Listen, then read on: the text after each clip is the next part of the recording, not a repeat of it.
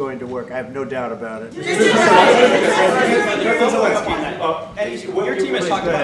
Your team has talked about security guarantees. Could that involve U.S. troops? Would you roll that out in the future? We'll let you know that maybe later today. We're meeting with 7 great leaders of great countries also, and we'll be talking about that. They'll all be involved, but there'll be a lot of help when it comes to security. There's going to be a lot of help. It's going to be good. They are first line of defense because they're there. They're Europe, but we're going to help them out also. We'll be involved. Mr. President, Vladimir Putin mentioned that the war will not end without addressing the root causes of this war. Have you had an understanding what are the root causes of this war? Well, look, the war is going to end. When it ends, I can't tell you, but the war is going to end, and this gentleman wants it to end, and Vladimir Putin wants it to end. I think the whole world is tired of it, and we're going to get it ended. It was, you know, I've done 6 wars. I've ended 6 wars, and I thought this maybe would be the easiest one, and it's not the easiest one. It's a tough one. A lot of reasons for it, and they'll be talking about it for a long time, but they'll be talking about the others. Look, India, Pakistan, we're talking about the big places. When you look at, you just take a look at some of these wars. You go to Africa and take a look at that. Rwanda and the Congo, Republic of the Congo.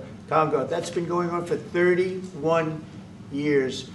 And so we've done a total of 6, and we really have 6, not including the fact that we obliterated, and it turned out to be a total obliteration, the nuclear, as you saw, the future nuclear capability of Iran. And this one, I think we're going to get solved also. I feel confident we're going to get it solved. Thank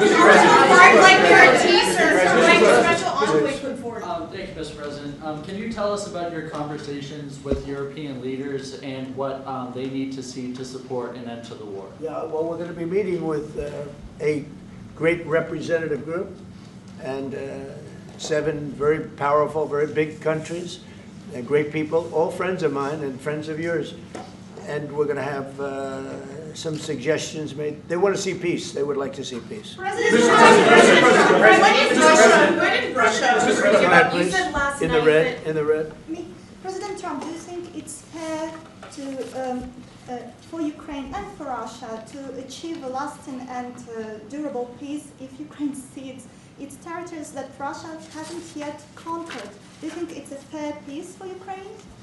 We're going to have a lasting peace. Just to answer the first part of your question, we're going to have a lasting peace. I hope it's going to be immediately. I hope it doesn't have to go on. And I think people of the whole world is going to be very happy when that's announced. Mr.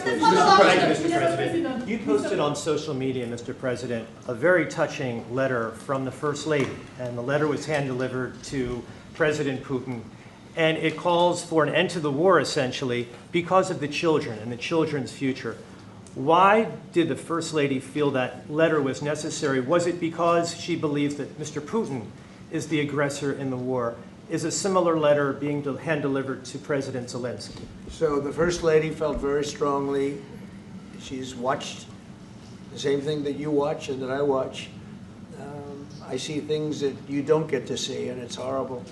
But when she's got a great love of children, she has a wonderful son that she loves, probably more than anybody, including me. I hate to say it, but she loves her son. She loves children, and she hates to see something like this happening. And that goes for other wars too. I mean, she sees the heartbreak, the parents, the funerals that you see on television. Always funerals. We want to see something other than funerals. No, she felt. It was a beautiful letter. It was very well received by him.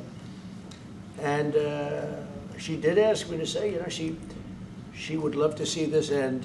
She would love to see it end. And she says it very openly, very proudly, and with great sorrow because so many people have been killed.